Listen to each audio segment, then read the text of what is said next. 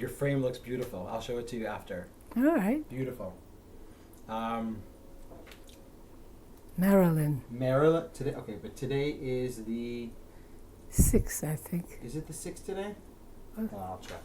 I think it's the 6th. I think it's the 6th too. Today is the 6th of January. So today is the 6th of the 1st, 2015, and we are with... Marilyn Sober. I'm trying to figure out how to spell your name in Hebrew. Marilyn Sober. Yeah. Sober. Okay. What's very important when we start the interview is just that we always have eye contact. So the camera, it's perfect just the way it is. So Marilyn, tell me where you were born and when you were born.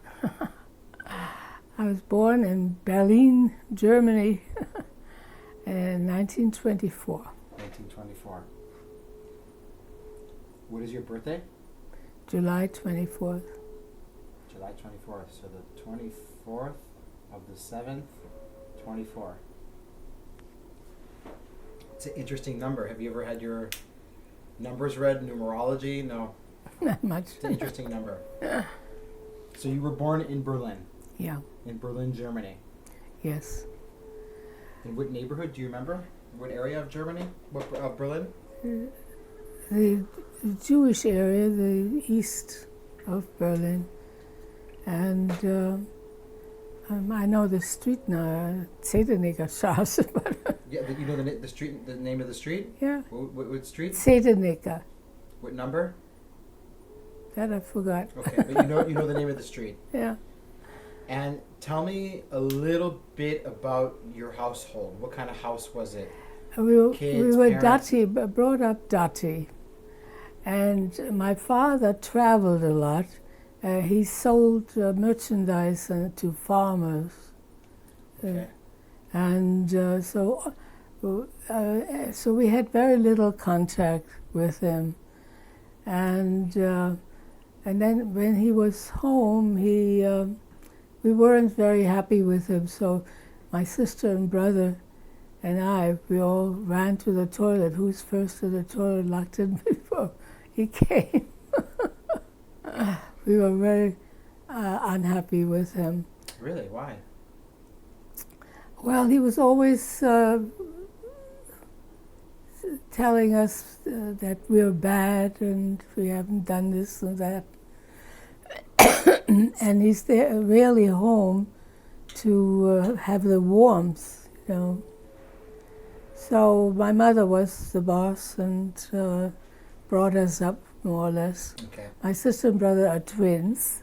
Okay, so wait, so you have, are they older or younger than you? They're 3.5 years older. So you have an older brother and an older sister. What are their names? Yes. Celia, my sister, Uh-huh. and Leo, Leo, my brother. your brother. My brother is still alive, and what is but But he's... his mentality is shaky. Shaky.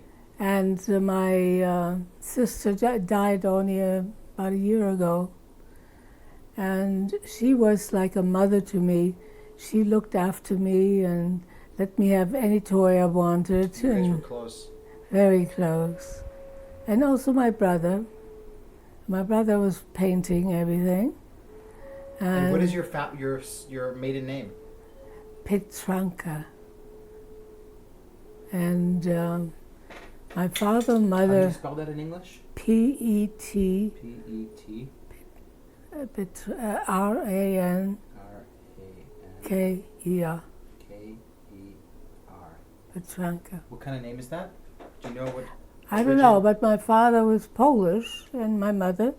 They came as a young couple, married couple, to Germany. So all three of us were born in Germany. And at that time, Germany was very good for the Jews. During the Weimar Republic? Yes. Yeah. And that's why people went to Germany. But my sister had, my mother had 5 sisters and brothers and they all moved to America. Not So everybody left Poland yes, from your mother's side. yes. We're gonna get My to father's side, not all. Okay. I never met my father's parents and all because they were in Poland. Although I went to Poland once, but not in that area, so I never met them. But anyways, and so the sisters and brothers all went to America rather, Mm-hmm. and we were lucky that they did. We'll get to that. Yes. We're gonna go. We want to go chronologically, step by step. Yeah. So you're the youngest, Yes. and your parents both born in Poland. Yes. Do you know why they came to Germany? Why they left Poland? Well, I think Germany was a very good place to be. And my father even served in the German army for I think a year or something like that. Really? Before I was born. After the First World War. Yeah. Yeah. Like that's probably maybe that's what he had No, to do. not to the get, first. no, after the first. Yes. Yeah. Maybe he had to do that as part of national. Maybe. You know, I don't know, but I know he was. Have you ever seen a picture of him in the army, or do you remember any images of him? I can't remember. No. Okay. And tell me a little bit about your parents, about your mother, your father. Well, my mother was very good in sewing, so she sewed all the clothes, and later she had. First, she had a little factory made roll mops, and what it is a herring with a pickle in the middle, and it was very popular in Germany. Herring. With a pickle. You wrap the herring around a pickle. The pickle inside, like yeah. Like pigs in a blanket. Yeah. Kind of thing. Yeah. But with a pickle and herring wrapped around it. Yeah. Okay. That was very popular. Really? In Germany. Okay. So she had made that little factory, and she had a Jewish worker. She had a what? A Jewish worker Uh-huh. helping. And when Hitler came, things changed, of course. And we were all afraid. We were all very, very worried. And it was a very difficult time. And that's before Hitler came, just before, the year before. So the communists and the Nazis were fighting each other. And on every corner there was some sort of fight going Do you remember on. it? Yes. Okay, we're going to get And I was scared. Yeah.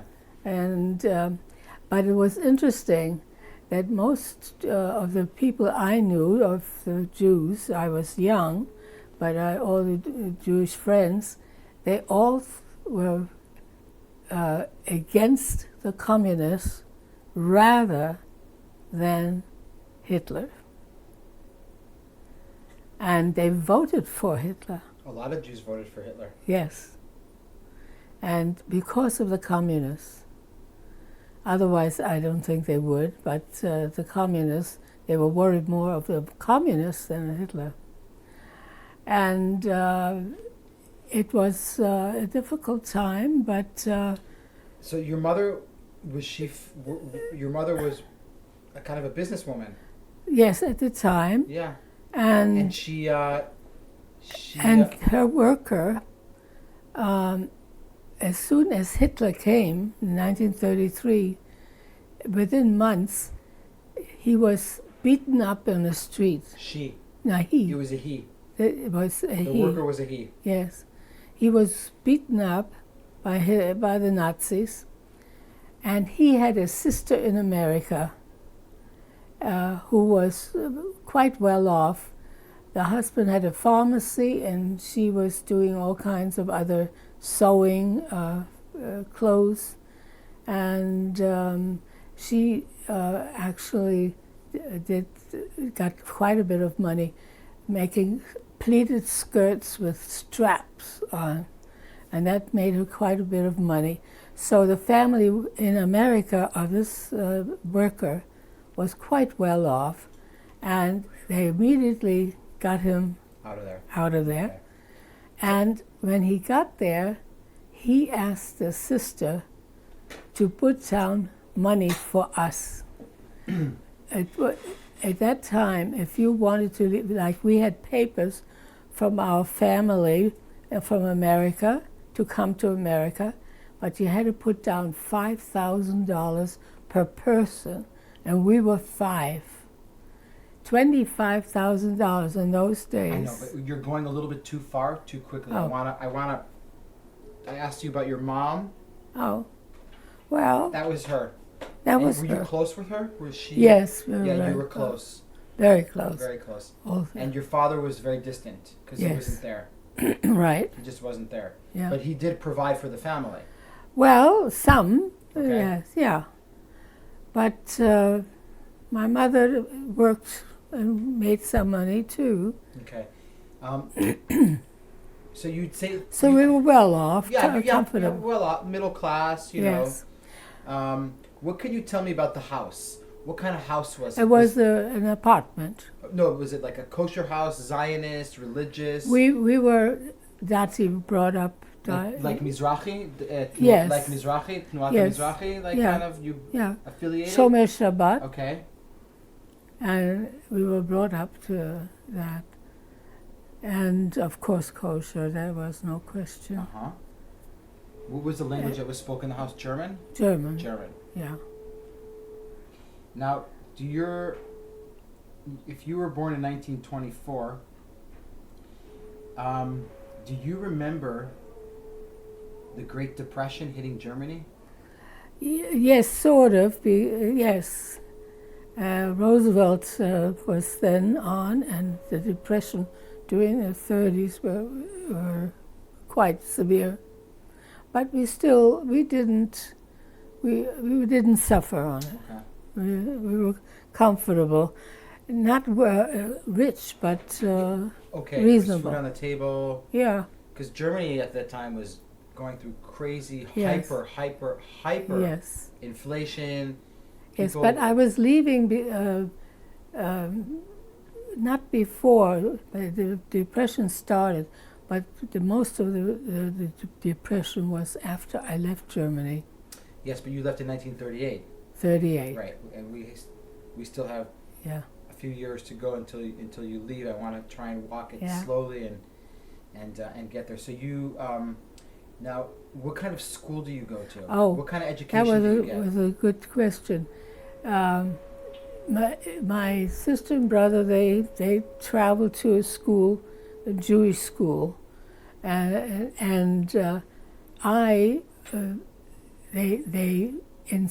the Germans, Yeah. the Nazis, insisted that we had to go to a Jewish school, not to a regular school. So your brother and sister went to a public school It- or a Jewish school? First, my sister partly public, but mostly Jewish, and but they went to a distance, good travel to the school, and it was a very quality school. Then, because when I was getting ready for school, the Nazis insisted on a Jewish school, so I was lucky to have a Jewish school in a neighborhood, just in walking distance, a few blocks. And a policeman used to stand around. Sometimes some of the Nazis were throwing stones at us. He would stop it until Hitler was working hard against the Jews. I was walking on the street. He stopped. The stones were falling, and he didn't bother to help us at all. Do you remember that? Yes, and I ran into the school very fast. I wasn't hurt, but I could have been, and few others, because we were pretty safe with the policeman. But then the policeman was finished. It was Yeah, done. gone. Now he was there, but he just didn't move. So the school that you went to was Jewish? Jewish, yeah. Boys and girls together? Was it No, mixed? no. No, just girls. Girls. Just girls, okay. Yeah.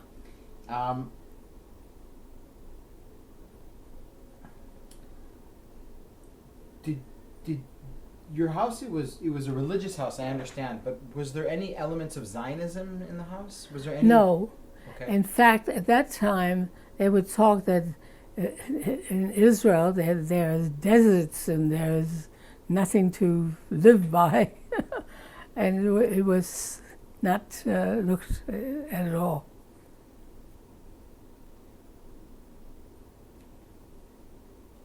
But in school, we learned about Israel and a little bit of Zionism as far as I was concerned. Yeah, do you remember what kind of basic information you were taught? Herzl and... Yeah, something like that. Yeah, the basics. Basics. The basics. Yes. The basics.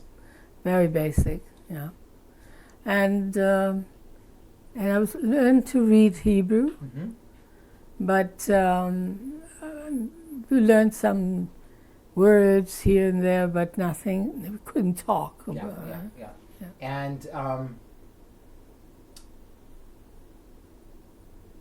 do you guys hear? Like I kind of realized that your childhood is kind of divided into two parts. Like your early childhood, it's before Hitler and after Hitler. Yes. Right? Is that kind of, would that be okay to say that? Right. So in 1933, when Hitler comes to power, you are 9 years old. Yeah. You're old enough to remember. Yes, I remember the corners of fighting of the communists and the Nazis. That was still very not too aware. No, I just forgot. I forgot something. Yes. All right. I forgot to change the time code, but it's okay. It's okay. It's fine. It's okay. A technical issue. Yeah. So you do remember? Yes. Oh yes, we remember. So besides the memories of the communists and the Nazis fighting amongst themselves, what else do you kind of remember from that period where the Weimar Republic is taken over by Hitler? What else do you remember? Do you remember your parents talking about it? Do you remember hearing conversations? Do you remember seeing it in the newspaper? Like, I'd like to... Well, of course, the newspapers, the Nazis, first there was always arguing who's right and who's wrong and all that. But then the Nazis took over and that was the end of that. What's the first thing that affects you when the Nazis take over? What's the first thing that affects Marilyn as a child?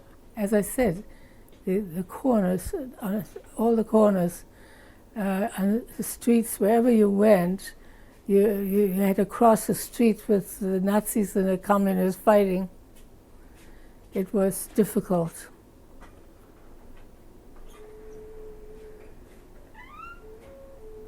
I like to come back to the worker at my mother's factory.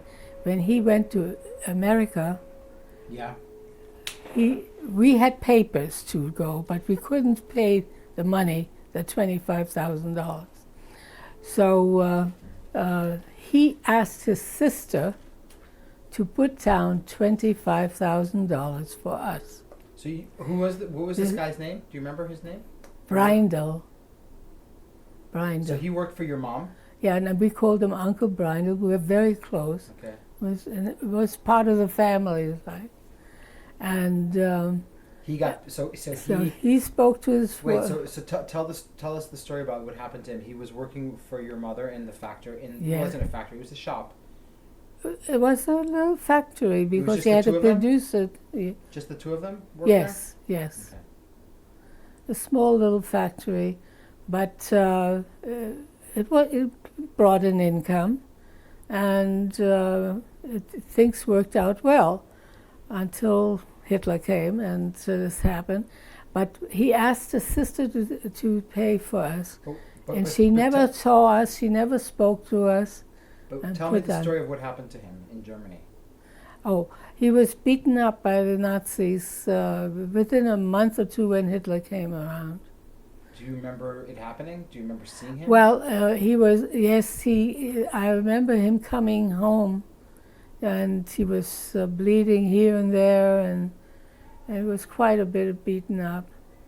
And I remember him coming in from the beating to the house? To the house, to the apartment. And did he have a family? Did he have a wife and kids? No. He was single. And anyways, the sister was quite a thing to put down. So what happened to him after he got beaten up? I told you that right away the sister sent him papers or money, and he left for America. Yeah, he left.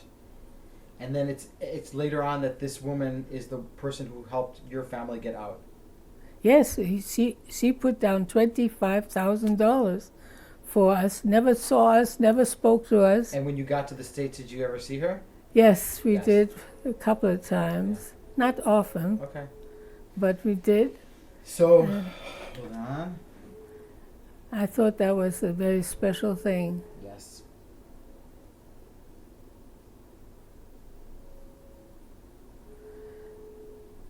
And that got us out. Do you want me to get you some? Do you want some water? All right. Yeah. There's a little glass. Yeah. I can hear that your voice is a little dry. So we want you to have some water. Is tap water good? Yes. Yeah? Yes. Okay.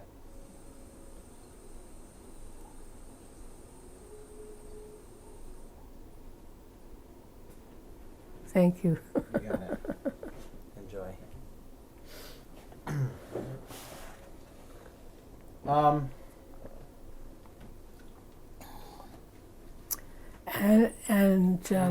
We're gonna look at. I have an uncle that was very close to us. Okay. And my grandmother. I was very close to my grandmother, and I used to sleep over there every week or so. Mm-hmm. And I would sit on her lap, and I slept. Oh, my uncle lived with my grandmother before he was married, and I would sleep between them. So we were very, very close. And I still remember her face. Your grandmother? Yes. What was her name? Clara. Clara. Yeah. And she was your mom's mom? She had two things like I have, exactly the same. And I used to play on her lap with that. I can still remember that. And did they live close by to you guys? Yes, only about a block away. Really? Yeah. So you definitely grew up with love. Oh, very much. There was a lot of love. You very were close much. with your grandmother, yes. your older sister. My uncle and my aunt, they lived, my aunt, uncle, and my grandmother lived together. And this is from your mom's side? On my mom's side, yes. Yeah. And when the Nazis come to power, does your father lose his job? No, he still traveled because it was better outside of the city, in our farms, you know.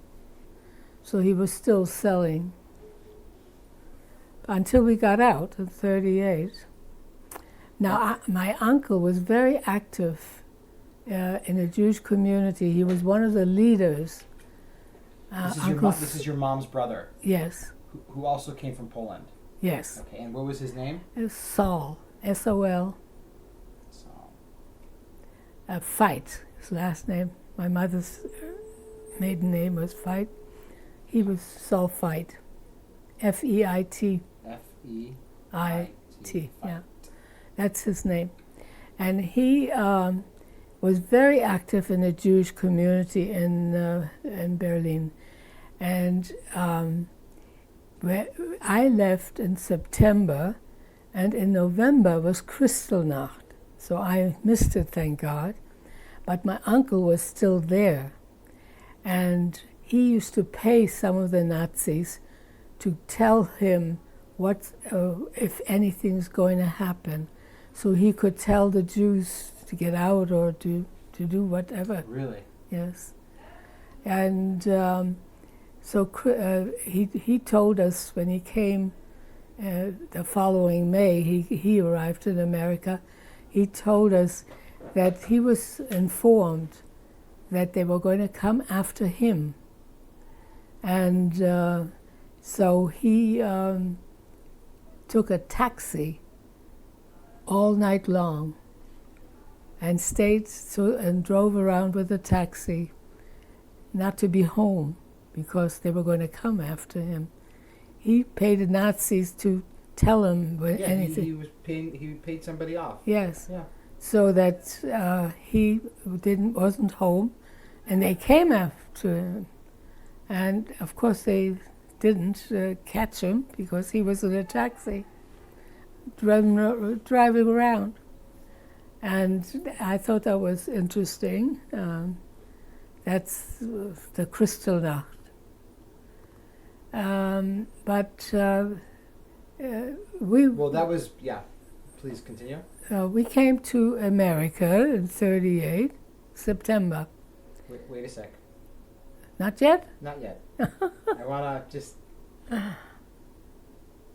There must be some more significant things that you remember of before leaving that happened in Berlin, you know, stories of... Oh, yeah, they were beating up people. It was the norm. Did you understand what was happening? Did you understand? Yes, I was 9.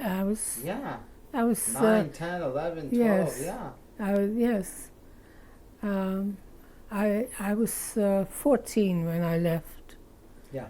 And I had all my education, but when I came to America, I had high school in America. And I became a nurse in Brooklyn. Right, we know that. Practice. Yeah.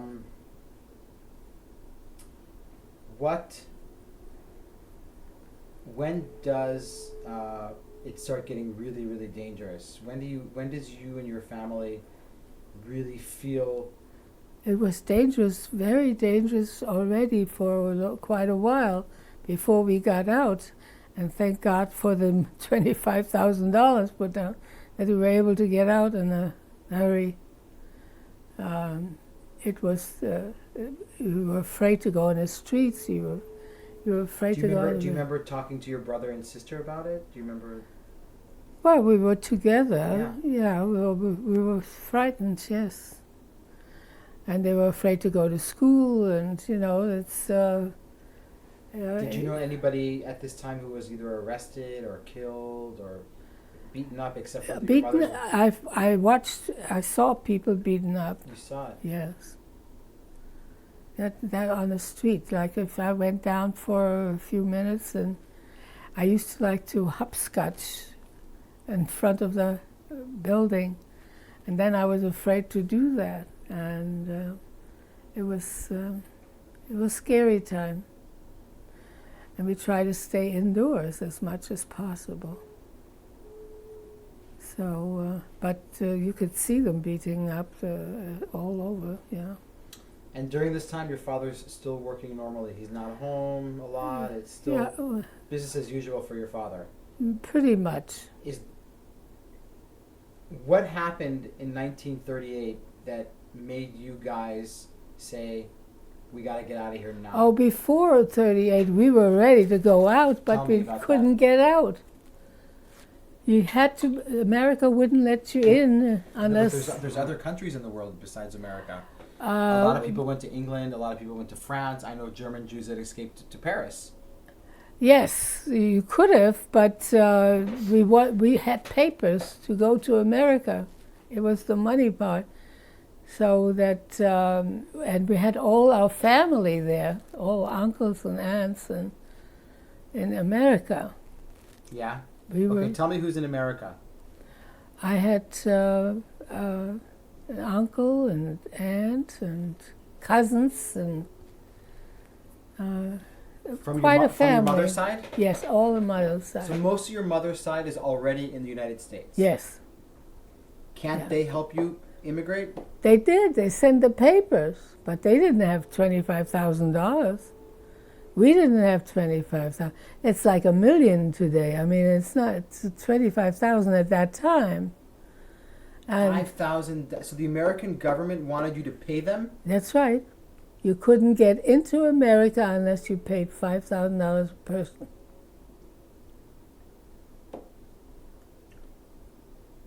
And it was very difficult to get into America. How much is $5,000 then? How much money was that around? $100,000? Maybe something like that. Something Yeah. like that? Yeah, huge amount. That's ridiculous. Huge amount. That's ridiculous. Yeah. But what I'm asking is, and I wasn't there and I didn't live in this time, but you got to get out of there. You got to go wherever you can. Go to Cuba, go to Argentina, go anywhere. Well, it wasn't so good in those places either. I understand, but you don't have Nazis there.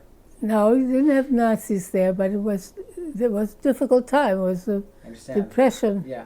And So those... how long were you guys trying to get out of Germany for? Oh, how for long? several years. Several years. Yeah.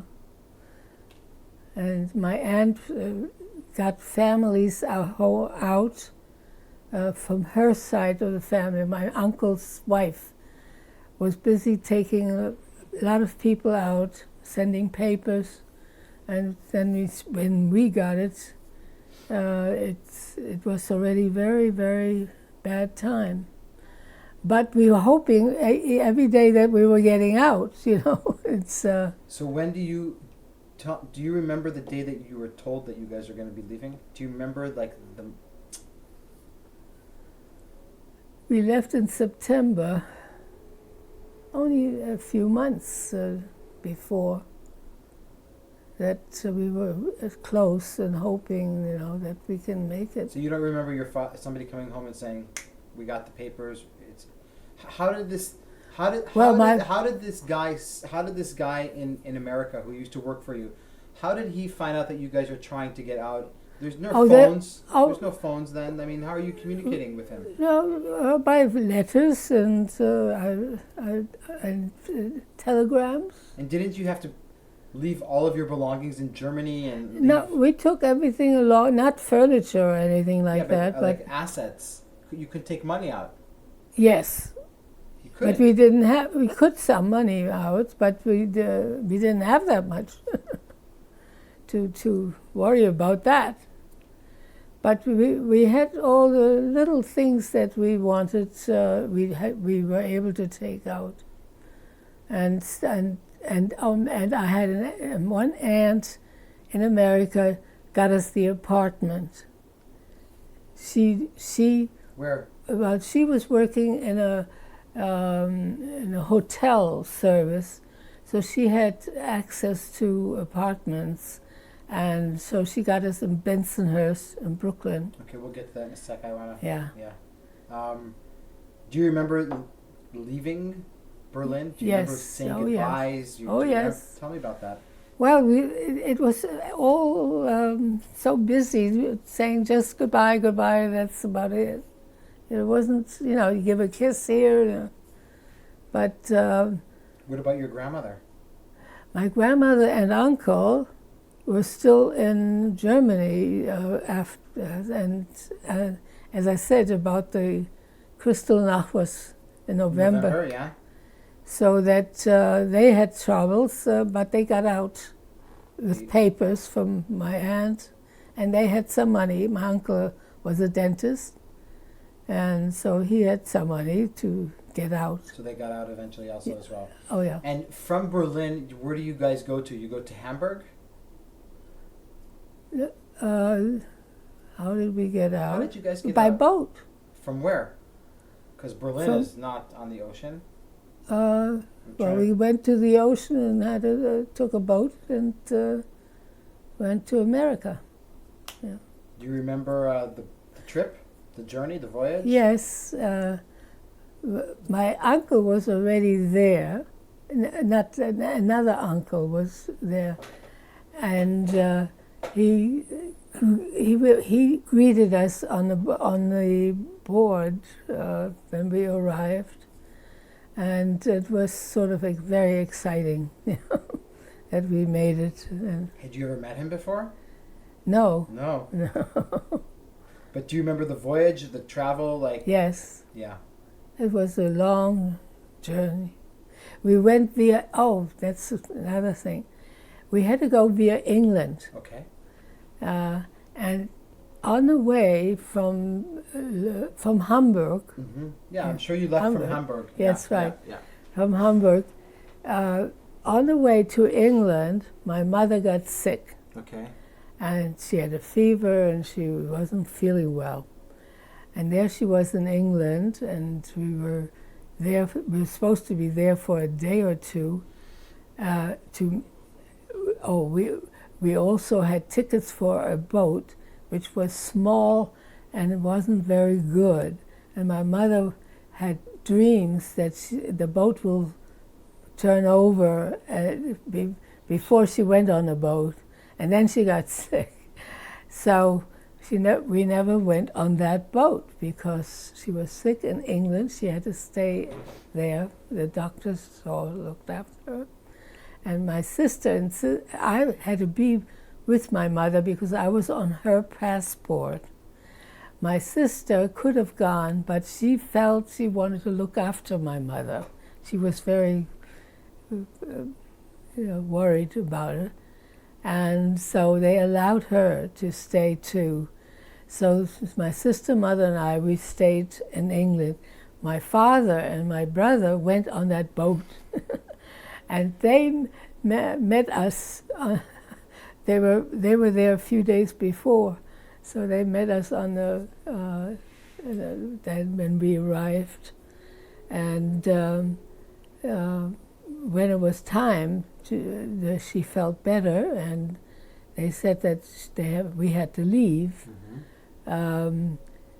We can take any boat that was arriving that day to go to America from England. Uh-huh. And it was the most gorgeous boat. It was so beautiful, and there was dancing and music, and it was a lovely boat. We went only 5 days. They were going, I think, 7 days with that little boat, so they only arrived 1 day before us. And it's a memory that you'll never forget. Never forget that we had that. You're 14, huh? You're 14 years old. 14 years old. You're a young teenager. Yeah. Yeah. Wow. Yeah, it was. And I'm sure it must feel. If I ask you to look back and try and think of how relieved you and your family must have felt to get out of Germany. Yes. Can you kind of explain to me that feeling? Well, it's very frustrating because every minute there was a problem, and you had to solve the problem, So it wasn't easy. You didn't relax and enjoy. You couldn't enjoy. Everything was, where are we going next time? Where are we going this? It was frustrating. Do you remember?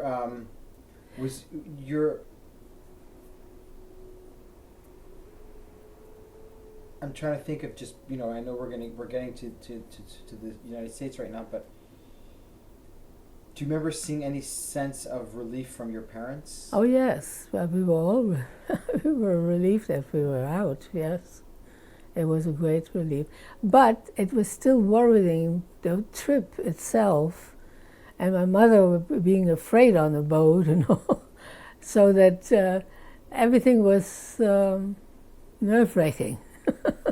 Yeah, I'm sure. Yes, yeah. But and you arrived in Manhattan, in Brooklyn, or in New York. In New York. In New York. Yes.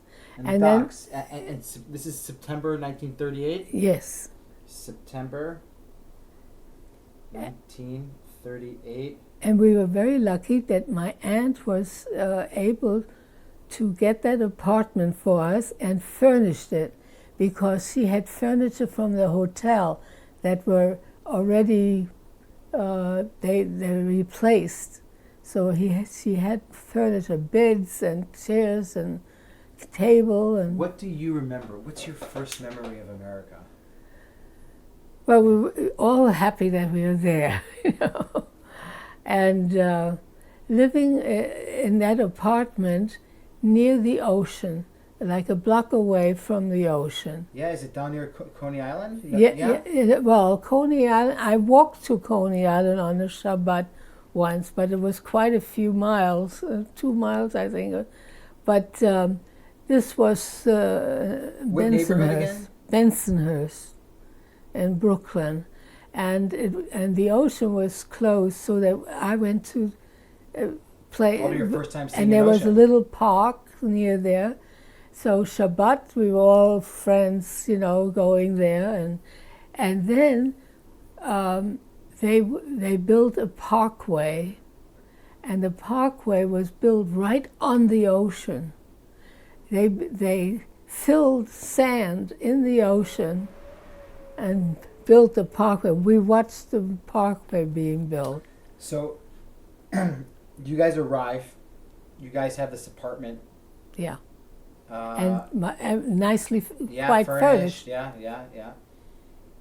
How is it? And it's September, so you're probably immediately starting school, because it's. No, yeah. How do you assimilate in New York for the first few years? It was a little difficult because of the language I didn't speak. Of course, language, friends, culture, like. Tell me. No, all the rest was not a problem because we were in a Jewish area, and we were pretty much alike like everybody else, so it wasn't a problem. But in school, my real name, original name, was Marie. Marie in Germany. Not a Jewish name. Yeah, but it was considered okay. Yeah. I don't know. Okay. Anyway, it was and they called me Mariechen. That's sort of cute, you know. And when I came to America, I didn't speak English, so my aunt, who spoke English already, lived in America for a few years, she registered me in school. Mm-hmm. But she didn't like Marie, and one of the cousins' name was Marilyn. She decided to put down Marilyn. And she didn't tell me. So when I was in school, the teacher was calling Marilyn. I didn't answer. I didn't turn around because I didn't know it was Marilyn me. What kind of school did you go to? A regular public school. Public school. High school. Yeah. With Italians and Yeah. all mixed. Yeah. Classic New York, Brooklyn. Yes. But something. a lot of Jews. A lot of Jews there. In that area. Were you guys accepted? Were you guys okay? Were you guys Yes. like by the community? Were you no problem. No problems. No. Everybody knew about the German refugees. Yes. You were a part of these refugees. Yeah. And in school, one cute little thing, I didn't speak English, but when the teacher put down certain things, I knew that word was a verb. Okay. And they were learning this, and none of the kids knew it. I didn't speak English, but I knew the answer word. And they all laughed. Tell me a little bit about what your parents are doing in America for the first few years. My mother was sewing. She was very good in sewing, so she earned some part of a living of sewing. And we had to help with the sewing, doing hems or little things. And my father was distant. Didn't know much about it. What do you mean distant? I don't know where he went, what happened to him. He left. Yeah, as soon as we were able to get him out with us as a family, but he was sort of separated anyway. Then my mother and father didn't get on. And so it was within a few months he left. Wow. And I never knew what happened. Oh, I did know one time, while I was a student in a nursing school, I was already 21 or something like that. My father contacted me, and he wanted some contact. But I was in school, sleeping there, living there. I had no ability to contact, and I wasn't interested either. That was the only contact we've had. And so I don't know what happened to him. But You don't know what happened to him at all? well, he landed up, where did he go? To Poland, I think, to one of his family when he was old and he needed care. Somebody looked after him. That's all I know. Wow. So he like really left, Yes, and he had no contact with his kids. no more. No. And my brother started painting and earned some money, and my sister was very artistic in making hats in a factory. So she made all kinds of hats and earned money. That came between my mother's sewing and her hats and my brother's painting. We had a reasonable income. And of course, you're growing up in New York. You have, it's probably a fun place to be, Like Yes, for well, a we child, were very... for a teenager. You got the subway, you go on the subway, yeah. Coney Island. Yeah, It must be very yeah, different than being frightened and scared in Berlin. yes. And plus you have your mother's family there, and Yes. your uncles and your aunts. Oh, it was a life now. It was a life after that kind of life. So And that... did you ever talk about it with anybody about at the time? At the time... To your brothers or your brother or your sister or well, your mom? well, we were together. Yeah. My Yeah, brother, sister, yeah. And so the four of you are close. Yeah, very close. Nice. Yeah. Plus, and your Although... what about your grandmother and your uncle? They join you guys? Yes. Tell me about that. They came in May. We came September and then the following May. Before the war broke out. And of course we were close. Yeah. And when the war breaks out in Europe, Yeah. it must be, of course, a huge, disappointment and everything, but you guys must feel very, very lucky Yes. getting out of Yes. there. Yes. Of course. Okay. It was a new place for us. Everything was... And you're in high school. Yeah. And friends, you assimilate, you get the language Yes. slowly. Yeah. Are you anyhow involved in any Jewish Well, activities? we went to shul, and Uh-huh. there were people Uh-huh. together. I'm talking more about like youth movements, like Youth Habonim or no, like, I was already too old for... no, 14, 15, 16. That's still youth. Well, at that time, but I didn't It wasn't join. cool. It wasn't, yeah. No. Now, I wanted to be a nurse since I was young. For a Okay. reason, I don't know where I Okay. got it. Okay. I wanted to be a nurse. But my mother thought it was awful for a Jewish girl to be a nurse. And in Poland, there was no such thing of a Jewish nurse. Okay, go on. So I had to persuade her that that's what I want in When you life. finished high school. When I finished Yeah. high school, yeah. So you graduated from high school in 1942. Something like, yeah. America's in the war.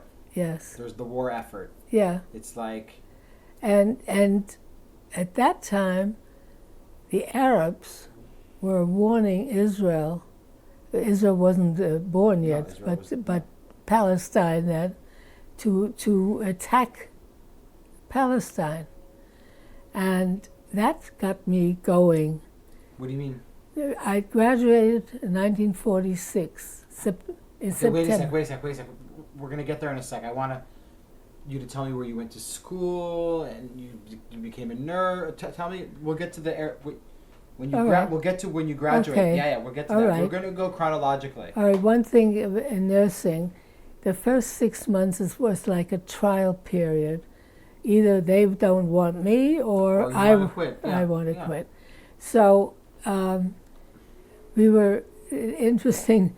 One day, some of the student nurses and I, we were eating lunch, and I said, "Oh, that tastes so good." So somebody says, "Oh, they put bacon in it."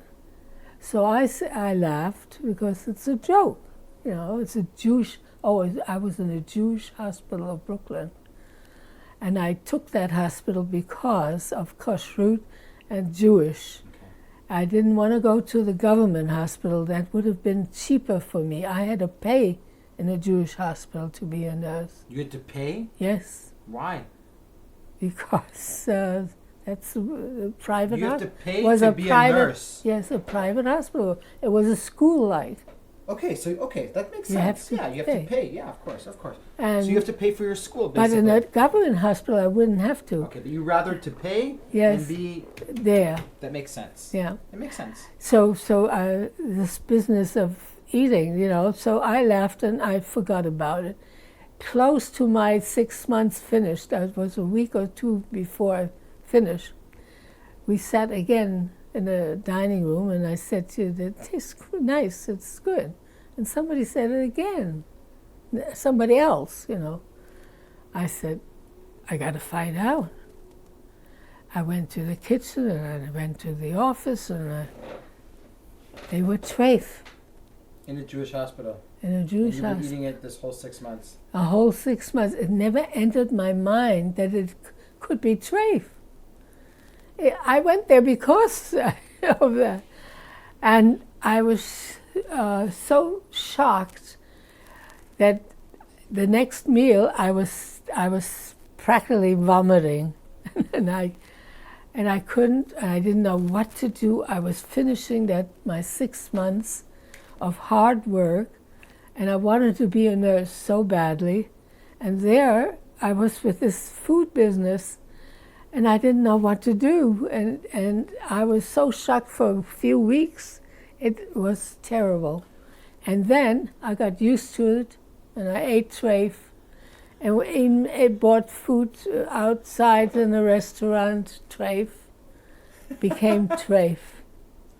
You were and if this is how it ended, then whatever. This is how it is. What's the name? And this is where you went for the whole 4 years of school? Yes. What was the name of the Jewish Hospital, Brooklyn. Jewish Hospital, it was 3 years, and because we worked through the summers, we didn't have that. It was 3 years. Jewish Hospital, Brooklyn? Yes. That's the name of the place? Yes. Okay. Do you remember where it was, kind of located in Brooklyn? Just for my just. It was in a neighborhood that was a black neighborhood. And we had a lot of black patients, and I forgot the name of that area. Was it Bed-Stuy, Stuyvesant? Was it Williamsburg, Greenpoint, Flatbush? Maybe. East New York, Coney Island, No, Red Hook.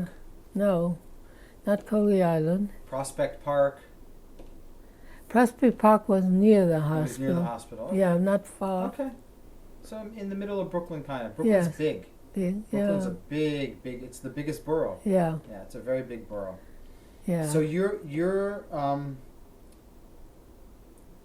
passed the first half a year. Yeah.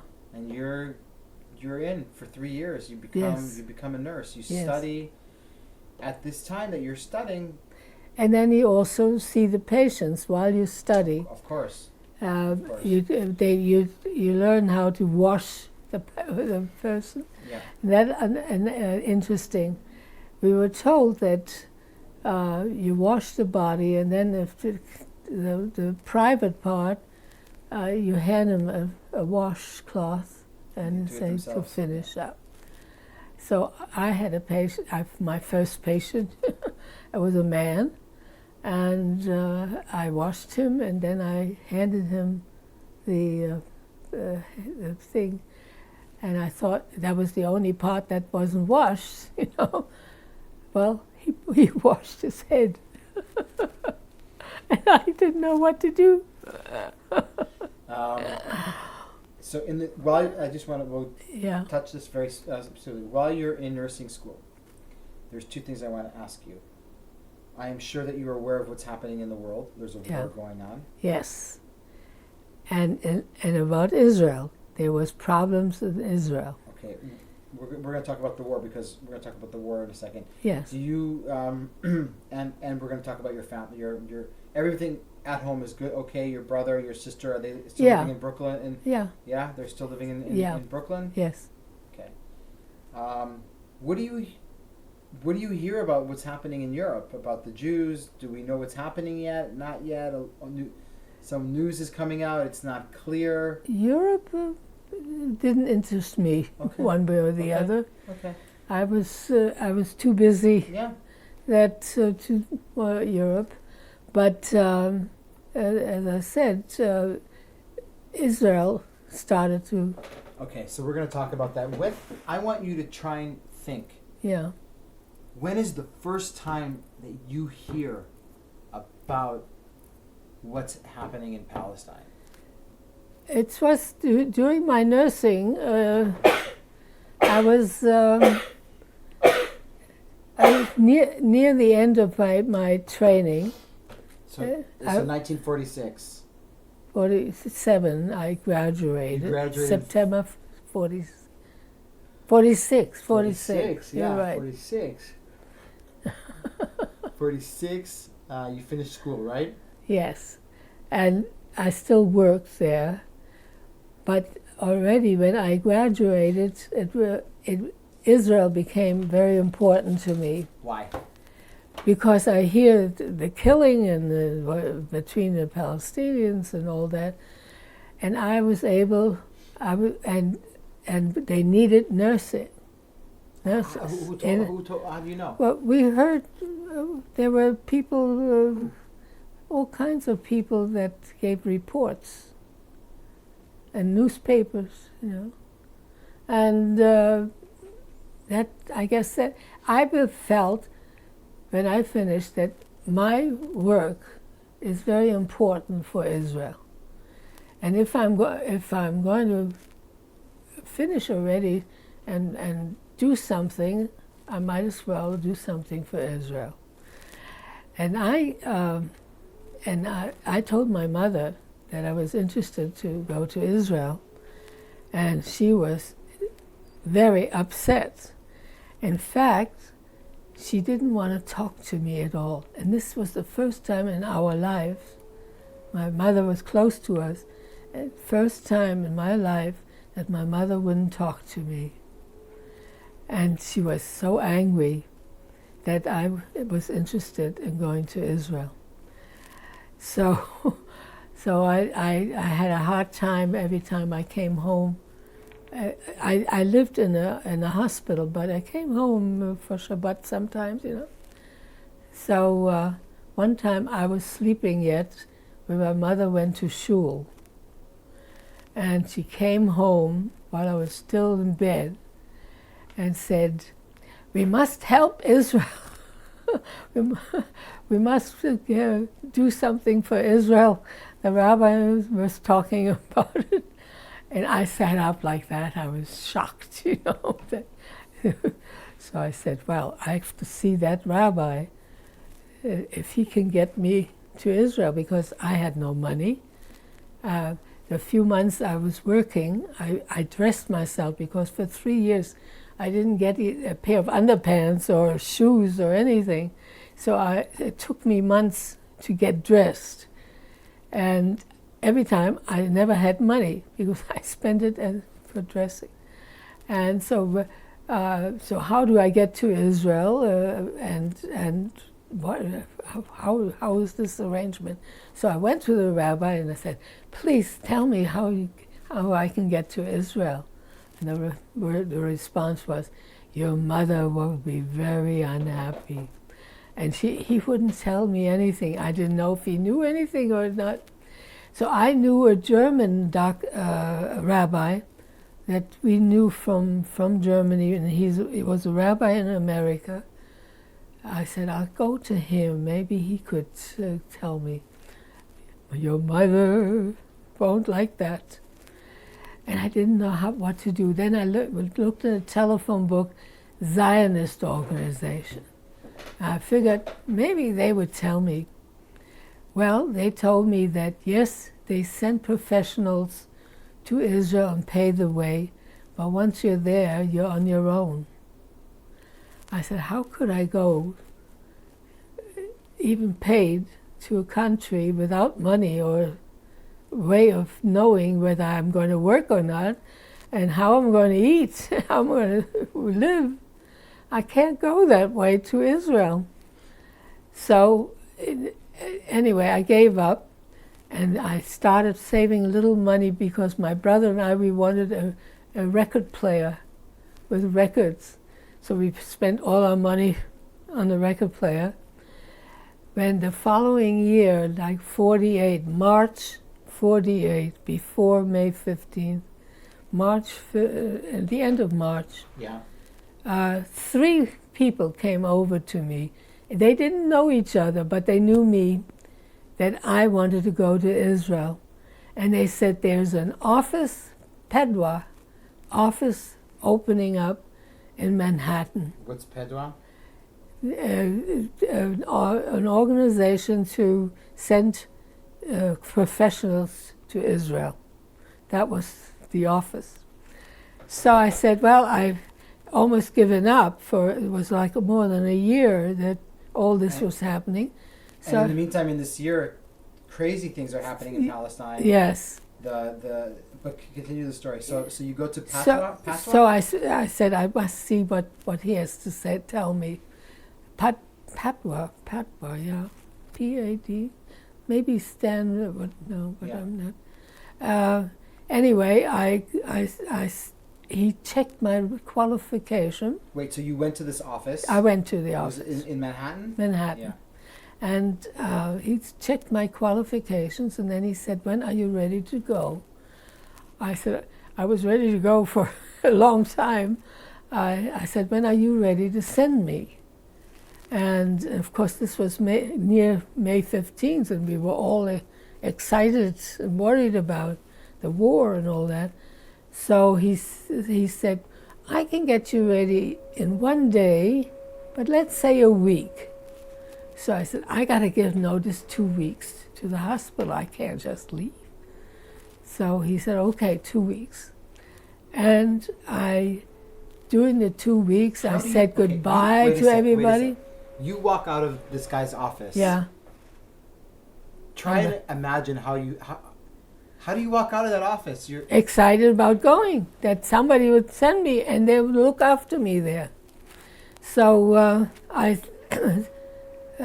was very excited about it. And I said goodbye in the hospital with the nurses and doctors. And the doctors got together and gave me $200 to go on a trip. That was my only money. Wait, the doctors got together and they knew that you were going to Palestine? Yes, I told them I was going to Israel. And most of the doctors are Jewish. That time already was Israel named. It was close to Israel. It was close to May by that time. Did Ben Gurion already proclaim the state? Yes. So it was already Israel. Yes, so but it was very close. But a week or two or something. Yes, yeah. So and all the doctors got together. Yeah. And they did a little, in Hebrew we say magbit. Magbit is when, let's say I want to buy something but I don't have the money, but my friends know that I really want this and it's like $1,000 and I don't have it. So about 15 of my friends will get together and they'll all put in like $100 or something. Yeah. And they'll give me that money and they'll be like, hey, go. That's right. So they did that. They kind of did that for you. Did they surprise you? Did they surprise you? Well, 1 or 2 doctors I would accept. I would have thought that they would give me something. I didn't know what, but I never thought that the doctors would get together and get me $200. So I was ready, saying goodbye to everybody. Waiting. 2 weeks are up. No, and nothing. No call. I called what happened? Oh, soon. Well, it soon wasn't until July 19th. So they paid my way to. Wait a sec. I just want to write this down. Just a second.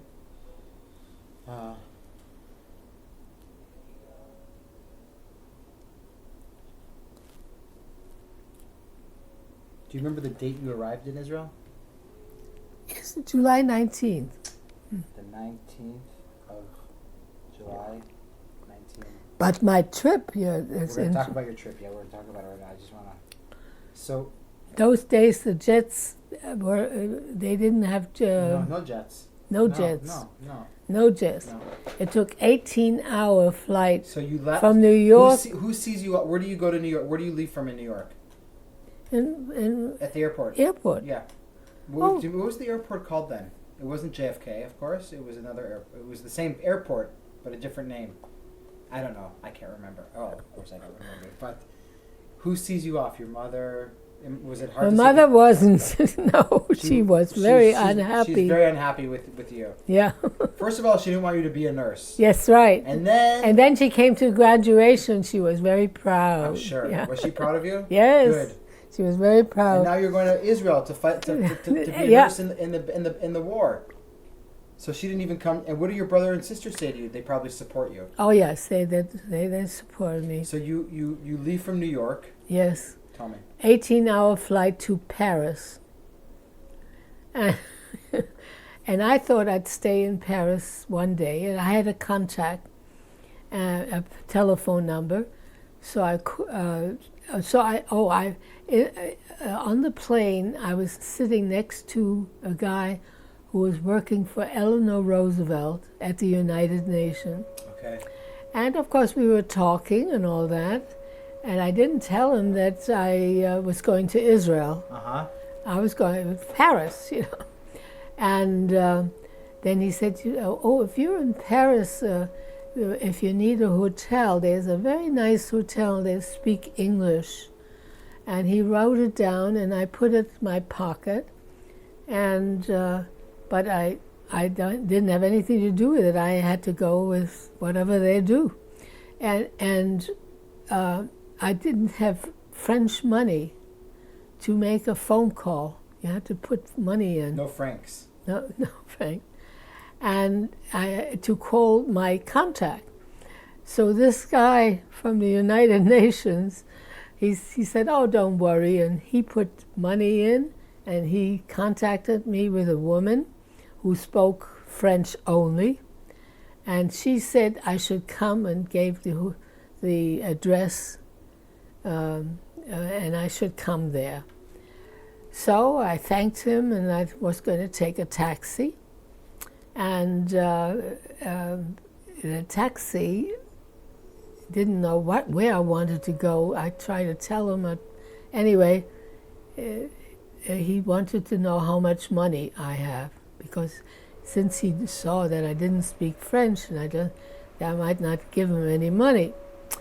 So I took my purse out, and I thought I'd give him $1 or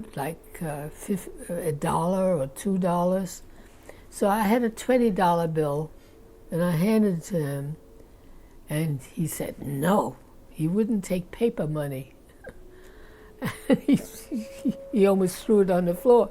I caught it, and he saw coins. He took $1 from the coins, and he wouldn't take the $20.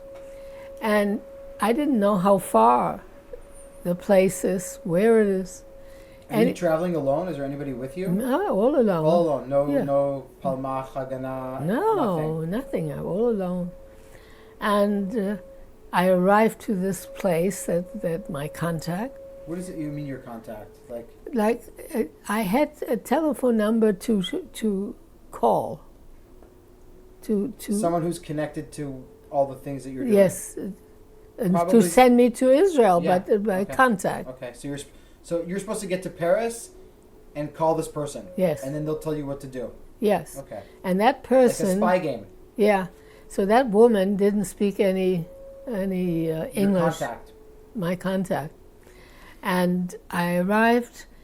It was a beautiful building on Champs-Élysées, and you walk in, and then you walk through an open area, and then you walk into another house, and it was black there, and I had my suitcase, and I had to walk up the stairs, and I knocked at the door, and she sat me down against the wall, and I was sitting because we couldn't talk, and hopefully that she would get somebody for me, and all the bugs on the wall was behind me, and I was sitting like this, and how long? It was 2 hours that I was sitting there, and finally a guy came who spoke English and took me for lunch. I was starving because at that time the airplane didn't give you food. They gave you something to drink,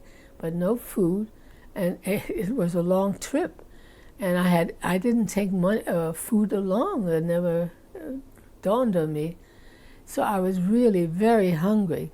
So finally the guy came and took me for lunch, which was very nice. And then he took me to a hotel that looked so awful. It was like a little skimpy place, didn't speak English. And so I said, oh, I got a card here. If there is a difference in pay in that hotel, I will pay the difference. And I thought only 1 day or 2 days, how much different could it be? Rather than in that hotel. And he called, and it was $1 a day difference. And it was the gorgeous hotel.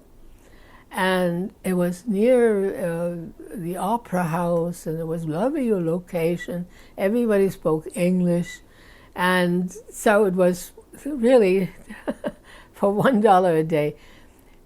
Then I went to the lobby and was writing a letter to my mother. When the manager saw me, he said, "Don't you want to see Paris?" And I said, "I would love to see Paris. How am I going to do that?" And so he said, "Oh, my nephew, he likes doing that. He and his friend, they'll come and take you and take." Well, I said, "Okay, why not?"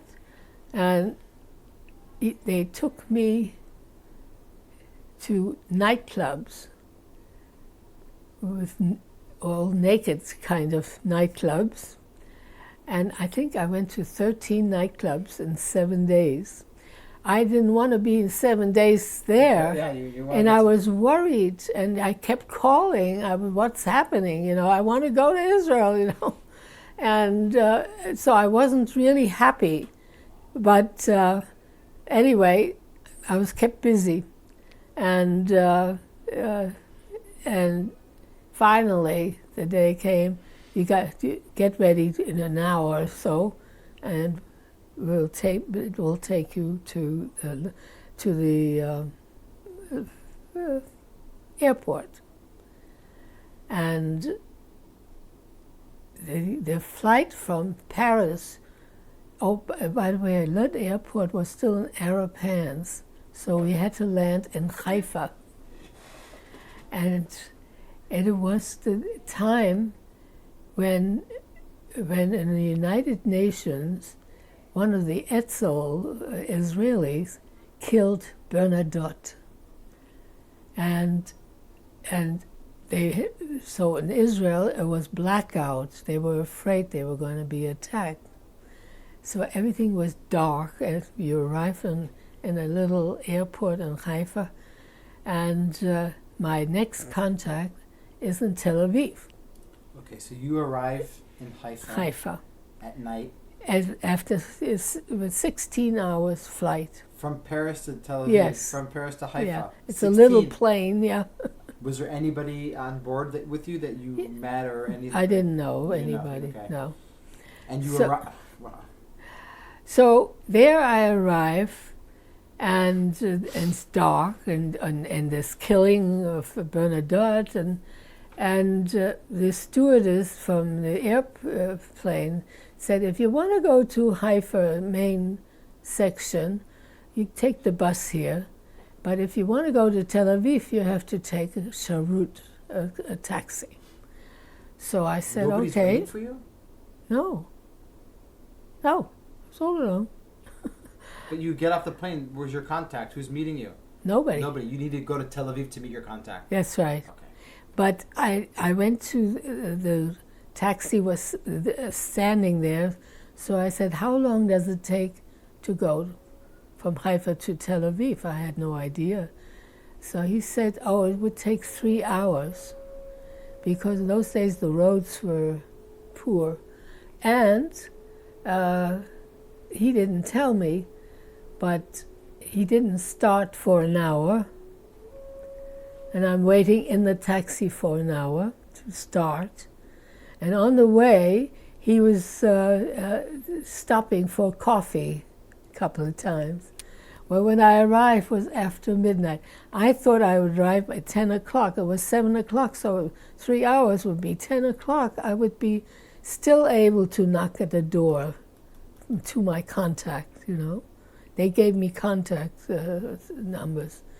So I arrived after midnight.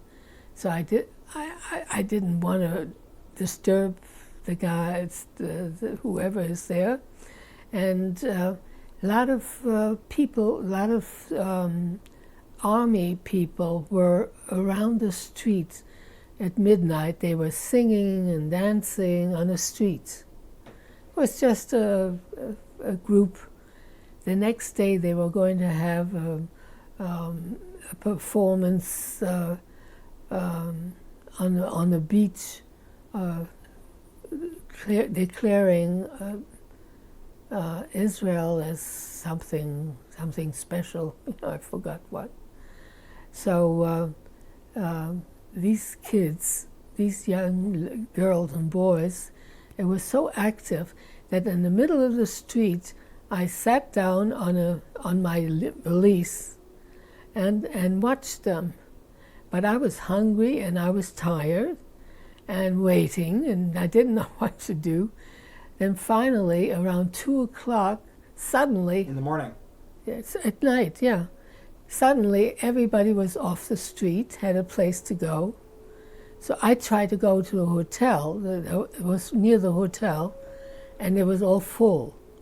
And there was another hotel before that I tried, was also full, because the next day they were going to have a parade, and they were going to have all kinds of activities. So a lot of people were there. And I didn't have a place to stay.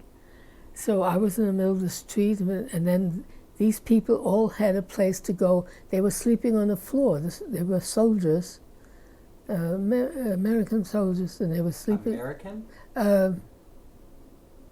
Israeli. Israeli. Yeah. So they were sleeping on the floor, and so they disappeared, and I was alone on the streets.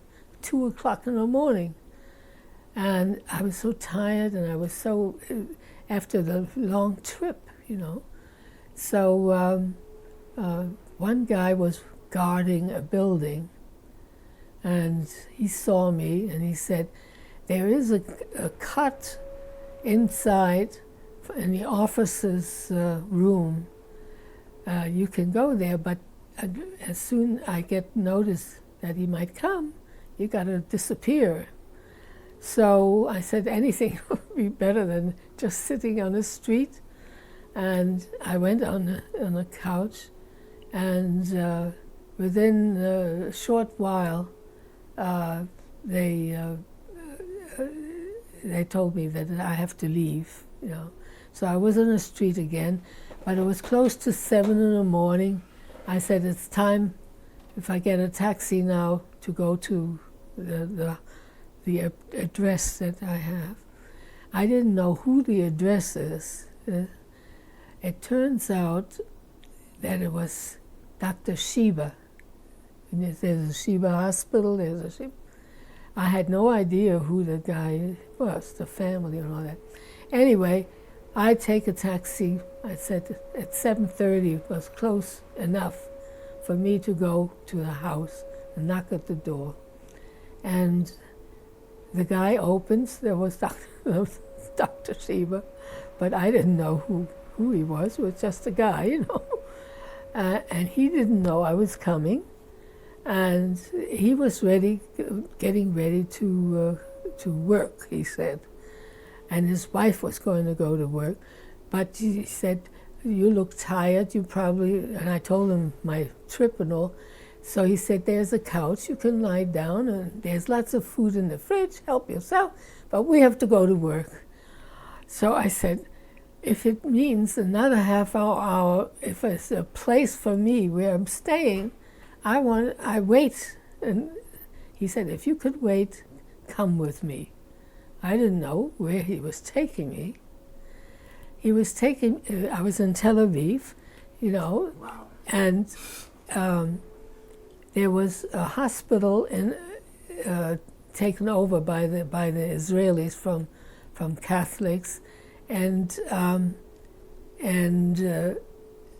tents, office, like in a tent was an office, and another tent there were people, nurses coming and going and resting if they had a half hour off or something like that.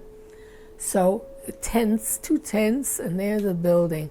And he puts me right in the tent where so-called office, and left me with a woman. She was. Who's she?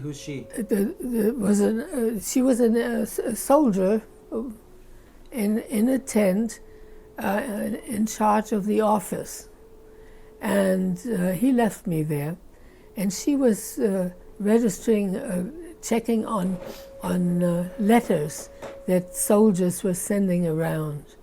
Letters, if there's anything in there that's not right. Censorship. Censorship. Yeah. So she's 16 letters, and I'm sitting there like this, you know. So I said, please look after me. I'm tired and all that. So she said, one more letter, you know. I said, all right, you know. And finally she got to me and she said, oh, I have the paper. Would you sign it, please? And I signed. I couldn't read it in Hebrew. And I signed it. I didn't know what I signed. Yeah, I signed myself into the army. I had no idea.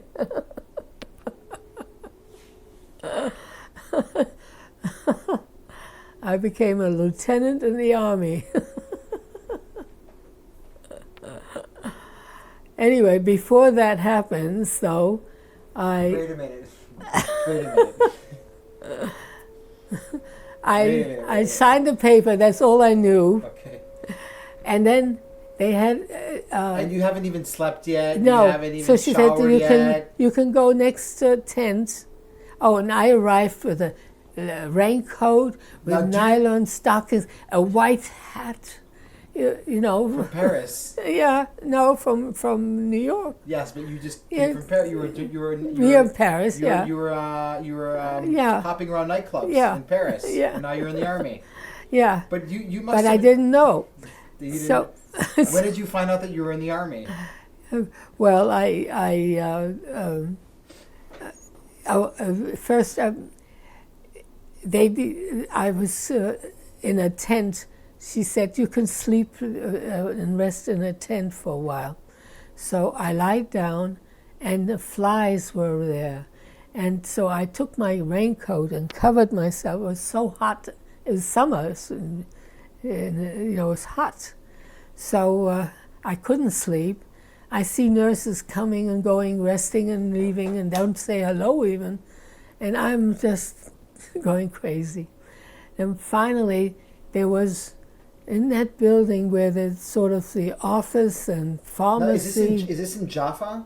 No, in Tel Aviv. In Tel Aviv. It's in Tel Aviv. You don't remember the name of the place, though, but it's in Tel Aviv. Televinsky. Televinsky. You're in Televinsky. Yeah. Okay. But I'm not in the hospital yet. Wait a minute. Right, but it's an army base. An army base, Televinsky. yeah. Yeah, okay. And So you're they're so.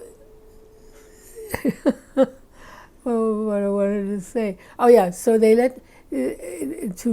take me inside the building, and as you came in, immediately, like only a foot away, is a little room on the side, and it was a cot, and I barely got next to it, so that's the whole room, and I should rest, and so I took off my coat, and I didn't know what to do with the white hat.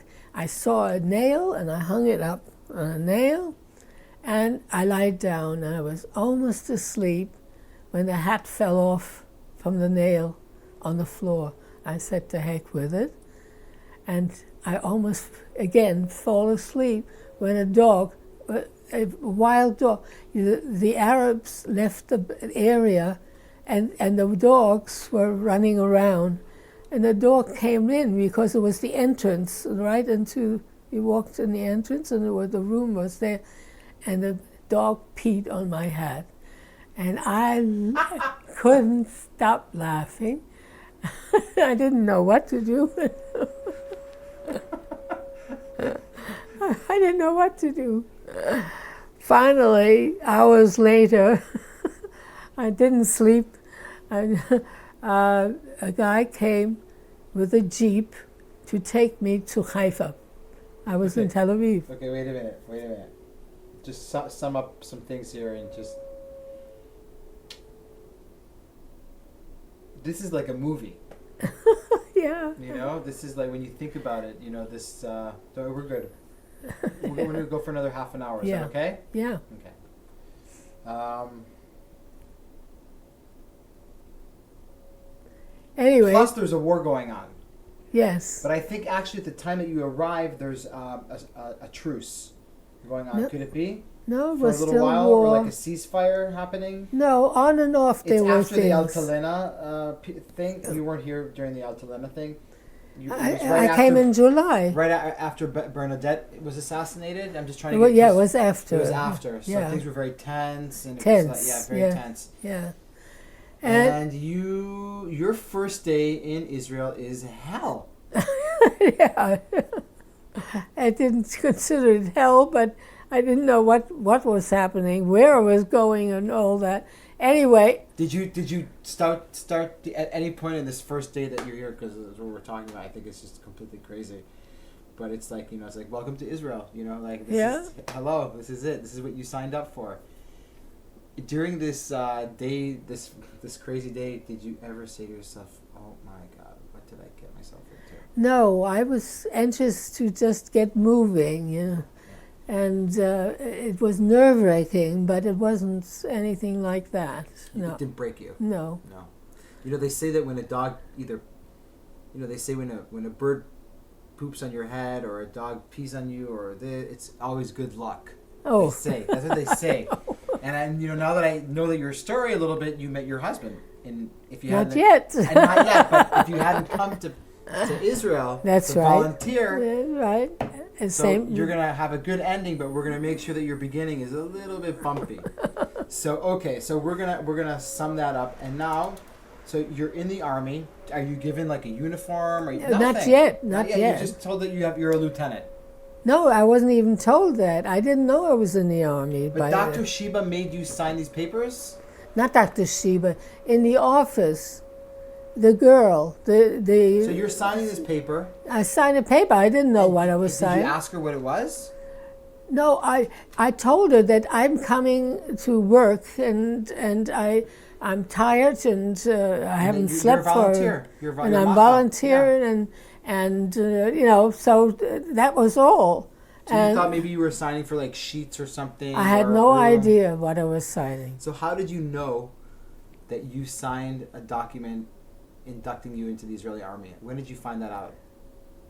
Well, they picked me up to go to Haifa. Okay, so now, hold on, let me write this.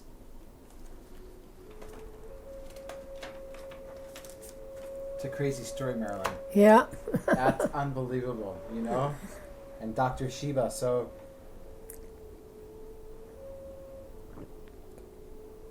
Okay, so somebody comes to So pick you up. yeah, and I came to Haifa. They took me into to a German colony. You know, Who picks you up?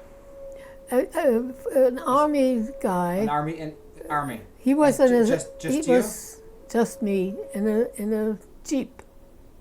Look at you! You get your own jeep. Yeah, Look with at, a, must be important. well, obviously then, and then And this is the next day. it was about the day next or two. day. So you rested up. One day, yeah. You rested I up think. after the dog peed on your hat. You Yeah. rested up. Yeah. Good.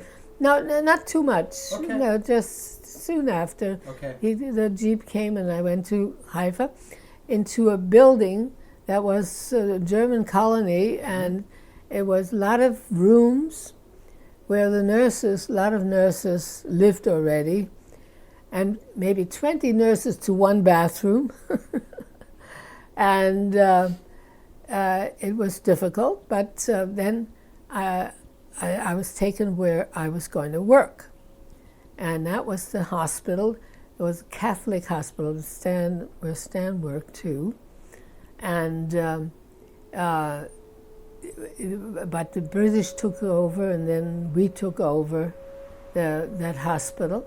And the office and surgery, everything was inside the building. Do you remember the name of the hospital? Something with a 10, right? Beit Faudem Esser? Petroli Mesa. Is that what it was called? No, wait. Try and think. I'm going to write something down here for a second. Yeah, I think it might. It was It's a military hospital. It was military hospital.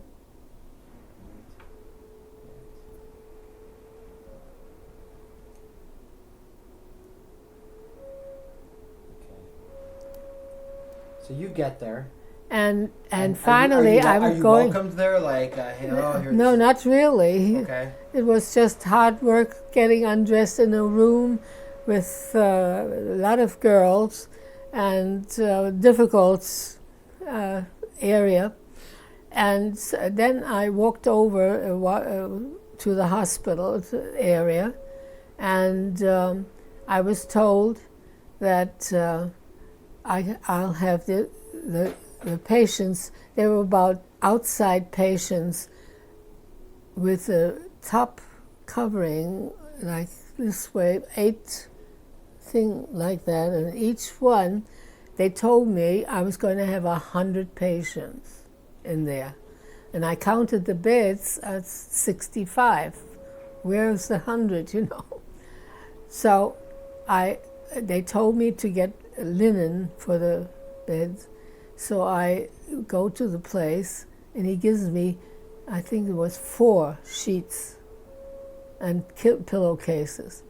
I said, I'm having 65 patients. They tell me 100, but 65. What am I going to do with the rest? I need linen. That's all you're getting? That's it? So I didn't know what to do, and so anyway, that night I get my first patient. What I did is I put the linen in it. We had 2 rooms with 2 beds each, and then the long outside thing. So I get a patient who was very sick, and I put her in the room with 2 patients in it. Nobody was in it, but beds, two beds. And I put the patient in, and he was very sick, and I was so tired, I hadn't slept.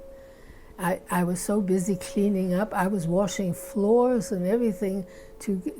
They told me I'm getting the 100 patients, you know, and only 65 beds and no linen. And a mess. A mess. That's the way I worked. And so then I said, I haven't slept, and I'm afraid to look after this patient. I'm so tired. Yeah. So I decided I slept in the next bed next to him, and I put the beds together, and I told him in my hand that anytime he needs me to touch me, you know, like that. And that's how I worked. And I got the next day more patients, and then to tell you about two particular patients, I worked very hard because it's confusing, you know. You can't get this, you can't get that, and the food wasn't right. There's a war going on. Yeah. Yes. So one patient, particularly interesting, had one leg. He lost one leg, and the leg that was so-called good needed surgery. And the next day, so I wouldn't let anybody else shave his leg, take the hair off, because I was afraid to scratch. Anybody would scratch him. And I put antiseptic stuff on, and I put sterile towels around it. And I said, I'm going to come back to do it again before I go off duty at 10 o'clock at night. And I come at 10 o'clock with a tray of all this stuff, and he isn't there. So there was a patient next door. I said, do you know where he is? Is he in the bathroom or something? Oh no, he went to the movies. In pajamas. With one leg. With one leg, but in pajamas. Surgery in the morning, and the good leg with the towels falling on the floor like. So I said, how could you do it? You're going to have surgery tomorrow, and it's you know, I told you that I'm coming. So he said, is it your leg or my leg? That was the answer. And I had to redo this. I didn't get to bed until midnight, you know. And then a few weeks later, I handed the trays of food. They knew that I had nothing to do with the food. I just handed the food trays to the patients. And one patient didn't like the dessert. The dessert was a banana. It was about this size, and you peeled it. There was only a string in there. And he was so upset that he threw the whole tray at me. Well, that was it. It was about 3 or 4 months into being there, and I was already vitamin deficient because the food was so bad, and I wasn't feeling that great. And and then having this happening, and the other guy with the leg, I said, this is it. I cannot look after patients like that, and I'm going home. And I was supposed to stay a year because that's how they paid you, to go. And they would pay you home. But I said, I'll pay home. My brother will get me my money, and I'll get home. And I had to go to the office to Tel Aviv and tell them, so they wanted to know all the problems. And I wrote a sheet, the whole sheet was problems. I'm listening. So he said, well, this is terrible. It's impossible. He said, well, you got to give me a month, and I will correct things, and it'll make it all better, and then we'll pay your way back if you don't like it. Anyway, it turned out that he did improve everything. Really? Yes, not to... Who was this guy? Do you remember who he was? No, in the office, I don't know. In the army, but this was all army. And I said, okay, and I stayed. And interesting about the lieutenant's business. Wait a sec. So you go back to Haifa after the yes, shooting? and I worked, and I gave up being in charge. I worked, and things really improved. Yeah, did they? Yes, not what would Wasn't be a country ideal, club, but but it was workable. Okay. And so I stayed, and that's when my husband came. Okay. Because I would have missed him if I would have gone home. we worked, we didn't have any feelings or context like that. We worked. Were there other nurses, mahal nurses with you? No. Yes. Yeah. From other countries. From other countries, so yeah. Were there? Were you guys kind of a group? Were you guys kind of like socially? I mean, I know you don't have much of a social life. No, not much. We didn't have time for them. Exactly, that's what I'm saying. But we ate together or something like, you know, and they came to your room or something like that, yes. So you meet Stanley. Well, Stanley was working in a hospital, and I was looking after his patients sometime, and so we worked together, and I got to know him well, but I never had any intention or either way. And then he was sent to Tel Aviv. No, to the south, to the Negev. Not only Negev. To the Galilee. Eilat, yes, yeah. To Eilat. Yeah. And at that time, Eilat didn't have one building, one house. Like on the moon. Yes. And he was writing me a letter telling me that he was washing his shirts in the Red Sea, and when he hung up on a fence, the first he put up the first shirt. By the time he got to the third one, the first one was dry. And I thought he wrote a letter to other nurses. I had no idea of any feelings. And then a nurse and I, we had tickets for the concert. The concert was very special. The whole city went to that concert. It was the first concert Israel had. In where? In Haifa? In Haifa. It was the Israeli Philharmonic, yes. right? Yeah, the first, yeah. And it was so exciting that the whole city went. And even some of the ladies had mink jackets, and it was very exciting. So I had bought tickets for another nurse and me, and then the nurse couldn't go. She had to work or something. She couldn't make it. And I had an extra ticket, and I didn't know what to do. And I paid money, and it cost money. So I went to the dining room. I said, somebody will be in the dining room eating. Somebody might go. I thought a few people would be there, but the only one who was there was Stanley.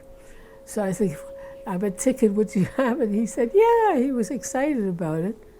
And we went, and we went out, and we ate, and that started. That was kind of your first the beginning. date? That was the beginning. That was the beginning. Yeah. And we got engaged, and the rest is told already.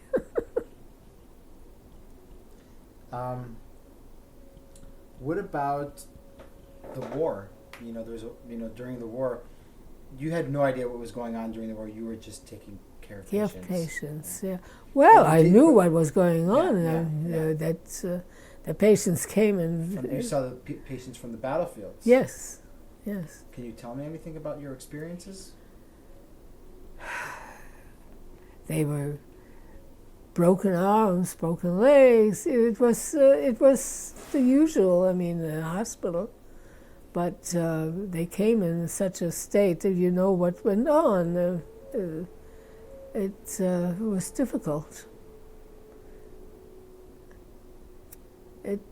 I think that it was really difficult. But I was willing to do it, and the year was up. So you were there for a year? For a year. And I wanted to, there was a patient that came who was in the army, was my patient. But they told me that there was a hospital for little children. I always enjoyed little children. I was in obstetrics before. And I wanted to see how they handle it.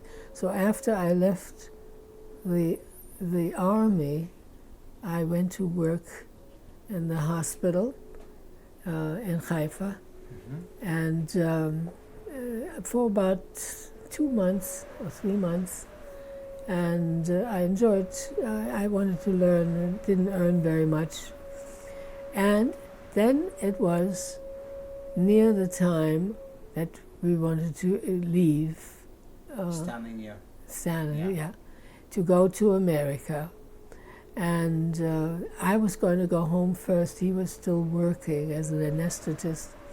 And there was near Rosh Hashanah, and I wrote a letter to my mother that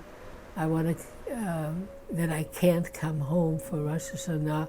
I'm working, and I maybe later after Sukkot, and I was saying like that in the letter, but I was planning to go home to surprise her, and I sure did. And she was my brother's wife, who was just a bride-to-be, was visiting my mother. When my mother took a shower and she was in a house coat and doing her nails and crying that Marilyn isn't coming home for Rosh Hashanah. And so how could we have a Rosh Hashanah without her and all that? And in I walk, and she surprised. And the surprises are now in the family. My son surprises me all the time with different things, and we surprise each other. And when you look back at that year that you volunteered, how do you think it impacted your life, being a volunteer, coming from so far away to, I mean... It was normal that I wanted to be in Israel. I wanted to be in Israel, live in Israel. That was our plans. That broke. But that year that you spent here, did it help shape who you are? Did it affect you? Oh, I'm sure. Yeah? I'm sure. Meeting foreigners, different people from different countries, and doing a different kind of work. I was in a delivery room, babies, and there I was. And you were patching up soldiers who were wounded, people killed. Yeah. You saw killed? It all. No, I'm just saying, like. Yeah. Well, actually, people killed didn't get to you. People who still were alive sometimes got you. they died. They died, yeah, I'm sure. Yeah. Did you ever have any nightmares from your experience? No. No, I was already a experienced nurse, yeah. Yeah. That was quite a thing. And then Stan wanted to specialize. Sure, we talked about that yesterday. That's all the story. Yeah. I think that's it. You feel that there's anything that we didn't talk about that you want to mention? Take a few moments. What I'm going to do right now is I'm actually going to take a picture of you. Oh. Yeah, I'm going to take a picture. I'm actually going to do it like this. But think about if there's anything that you think that maybe we missed. Stan. Or actually, no, you. Stan, I already asked Stan this. I wanted him to tell me. Okay, hold on.